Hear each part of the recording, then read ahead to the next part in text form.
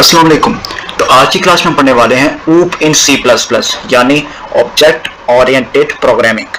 Right, अब आपको सुनने में जरा मुश्किल लग रहा होगा कि क्या लफ्ज़ है ऑब्जेक्ट ओरिएंटेड प्रोग्रामिंग। तो भाई लफ्ज़ से साफ जाहिर है, ऑब्जेक्ट ओरिएंटेड प्रोग्रामिंग यानी ऐसी प्रोग्रामिंग जो कि ऑब्जेक्ट के ओरिएंट होकर काम करे।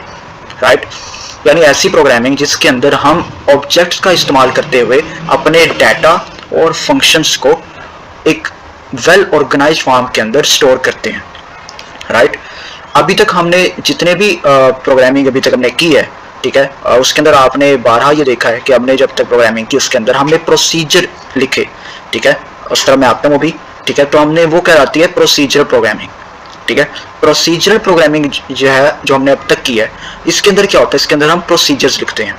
राइट, प्रोसीजर्स से मुराद क्या है, यानी स्टेप बाय स्टेप इंस्ट्रक्शंस। यानी आपने देखा हमने एक कैलकुलेटर प्रोग्राम बनाया। ठीक है, तो कैलकुलेटर प्रोग्राम के अंदर हमने देखा कि हमें पता था कि भाई हमने कैलकुलेटर प्रोग्राम बनाना है। ठीक है ना, तो उसके अंदर हमने क्या किया, स्टेप बाय स्टेप इंस्ट्रक्शंस लिखी।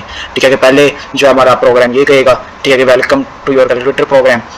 उसके बाद फिर क्या करेगा, वो यूज़र से जो है वो उसके इनपुट्स मांगेगा, फिर यूज़र हमारा इनपुट देगा, फिर वो उन इनपुट्स को लेकर मेन के फंक्शन के बाद एक और फंक्शन है ऐड का, सबट्रैक्ट का जो भी है, वो उससे भेजेगा। वो फंक्शन उन वेरिएबल्स को, उन इनपुट्स को लेगा और उन्हें क्या करेगा, उन पर ऑपरेशन अप्लाई करेगा। और ऑपरेशन अप्लाई करने के बाद उन्हें दोबारा सेंड बैक करेगा मेन फंक्शन के अंदर जहाँ पर हमने उससे कॉल करवाया।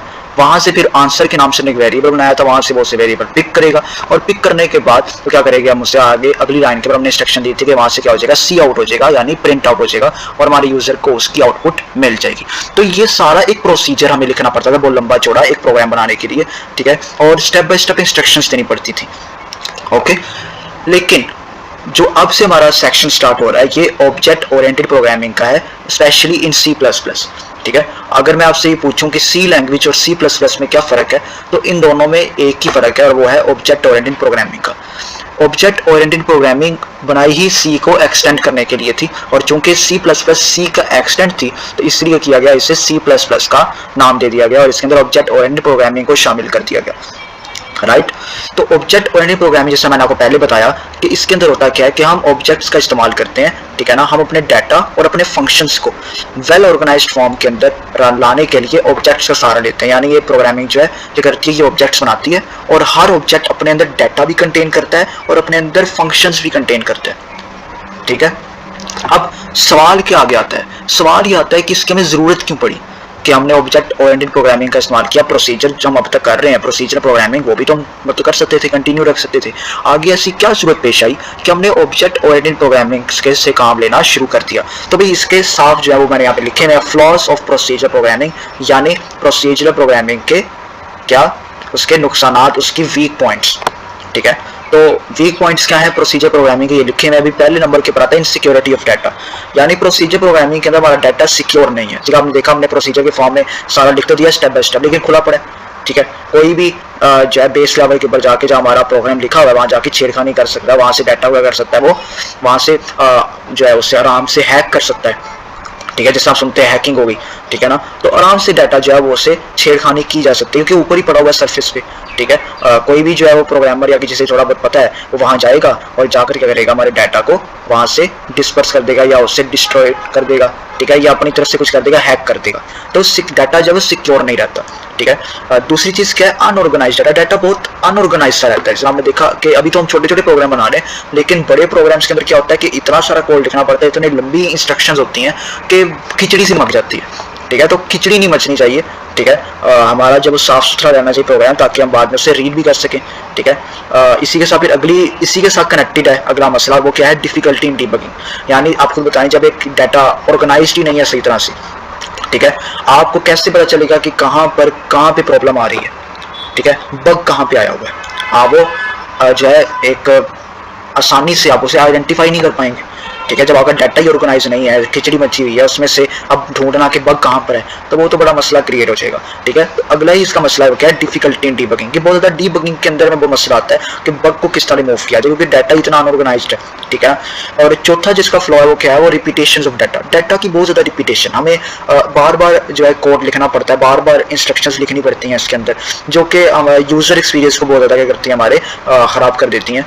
ठीक है। रिपीटेशन में डाटा बहुत ज़्यादा होता है, लोडिंग के ऊपर बहुत असर पड़ता है। जितना ज़्यादा आपका प्रोग्राम के अंदर आप उसे कॉम्प्लेक्स करते जाएंगे, ठीक है ना, इंस्ट्रक्शन जितनी बढ़ती जाएंगी उतना उसका लोड बढ़ता जाएगा, ठीक है। तो रिपीटेशन जो है हमें अवॉइड करनी होती है। फिर अगेन जब जितनी रिपीटेशन होंगी उससे क्या होगा, उससे डाटा अनऑर्गेनाइज्ड होगा। जितना डाटा अनऑर्गेनाइज्ड होगा उतनी क्या होगी, डिफिकल्टी होगी डीबगिंग के अंदर।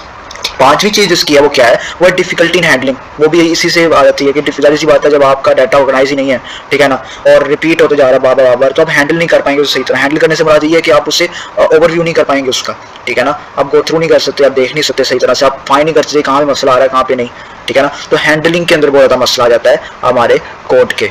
तो ये फ्लॉज थे हमारे प्रोसीजरल प्रोग्रामिंग के जो फेस कर रहे थे उस वक्त के प्रोग्रामर्स, ठीक है। तो फिर क्या हुआ, जो रिच माइंड के लोग थे, जो इन्वेंटर्स थे, उन्होंने क्या किया, उन्होंने object oriented programming in C++ को मुतारिफ करवाया कि अब यार एक ऐसी प्रोग्रामिंग होनी चाहिए जो कि ऑब्जेक्ट के ओरिएंट होकर काम करे, जो इंस्ट्रक्शंस स्टेप बाय स्टेप ना दे, जिसके अंदर हमें लंबे लंबे चौड़े चौड़े प्रोसीजर्स ना लिखने पड़े, बल्कि हम डाटा और फंक्शंस की फॉर्म में अपने जो प्रोसीजर्स हैं जो लंबे लंबे थे, उन्हें डाटा और फंक्शंस की फॉर्म के अंदर ऑब्जेक्ट्स बना दें। हर स्पेसिफिक ऑब्जेक्ट अपने अंदर स्पेसिफिक डाटा और स्पेसिफिक फंक्शंस क्रिएट करे, और इस तरह मल्टीपल ऑब्जेक्ट्स अगर बन भी जाएं तब भी उन्हें हैंडल करना मुश्किल ना हो, ठीक है। सॉरी अगर आपके पीछे आवाज आ रही है यार, ये बहुत अनोइंग आई नो, ठीक है। खैर इस तरह ध्यान देते हैं। तो डाटा और फंक्शन, हर स्पेसिफिक ऑब्जेक्ट अपने डाटा और फंक्शंस क्रिएट करेगा, ठीक है ना, अपने अंदर कंटेन रखेगा, ठीक है ना। और इससे क्या होगा कि डिफरेंट ऑब्जेक्ट्स होंगे, लेकिन चूंकि वो ऑब्जेक्ट्स बन चुके हैं, उनकी बाउंड्रीज क्रिएट हो चुकी हैं, ठीक है, तो वो ऑर्गेनाइज्ड रहेंगे। अब ऑब्जेक्ट ओरिएंटेड प्रोग्रामिंग जो है उसके बेनिफिट्स क्या क्या हैं, तो अब उसके बेनिफिट्स की तरफ हम आते हैं, ठीक है। तो पहला बेनिफिट जो हमारे बेनिफिट्स ऑफ ऊप, ये मैंने लिखा हुआ है इसके नीचे यहाँ पर। पहला जो बेनिफिट है ऑब्जेक्ट ओरिएंटेड प्रोग्रामिंग का, वो क्या है, हमारे डाटा को सिक्योर कर देता है, ठीक है ना। अब आपको मैंने जैसा कहा कि हर स्पेसिफिक ऑब्जेक्ट अपने अंदर क्या रहते हैं, स्पेसिफिक डाटा और स्पेसिफिक फंक्शंस, ठीक है ना। तो अब उस ऑब्जेक्ट के अंदर जब तक कोई नहीं जाएगा ना, तब तक हमारा क्या है, हमारा डाटा अंदर सिक्योर रहेगा।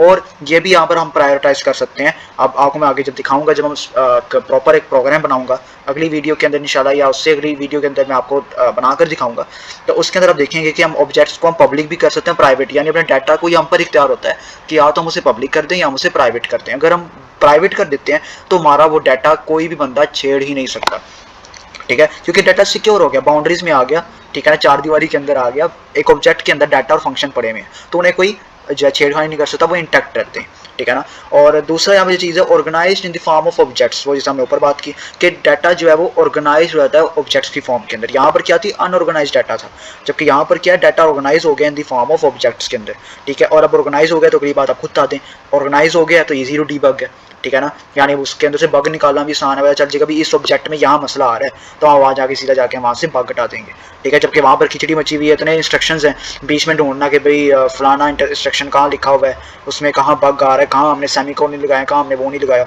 ठीक है, जबकि यहाँ ऑब्जेक्ट्स आ जाते हैं हमारे पास, ठीक है। उसके बाद enhance reusability instead of repetitions, ये बहुत इंपॉर्टेंट है, ठीक है ना। वहाँ पर क्या हो रहा था, वहाँ पे हमें बार बार डाटा रिपीट करना पड़ रहा था, ठीक है। Repeat is different, reusability is different.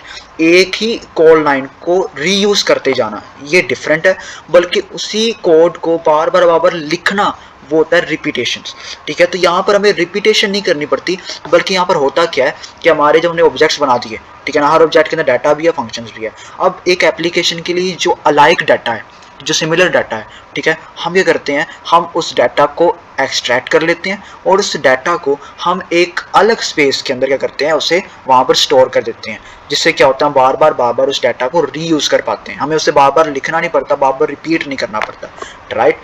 उसके बाद इजी टू हैंडल, जैसा मैंने उधर बताया वहाँ पे डिफिकल्टी थी हैंडलिंग के अंदर, यहाँ पे क्या इजी टू हैंडल है, ठीक है ना। और फास्टर टू एग्जीक्यूट, ये इसका बहुत बड़ा एडवांटेज है कि इस तरह हमारी प्रोग्रामिंग बहुत ज़्यादा फास्टर हो जाती है, हम बहुत फास्टली इसी कर सकते हैं, एग्जीक्यूट कर सकते हैं।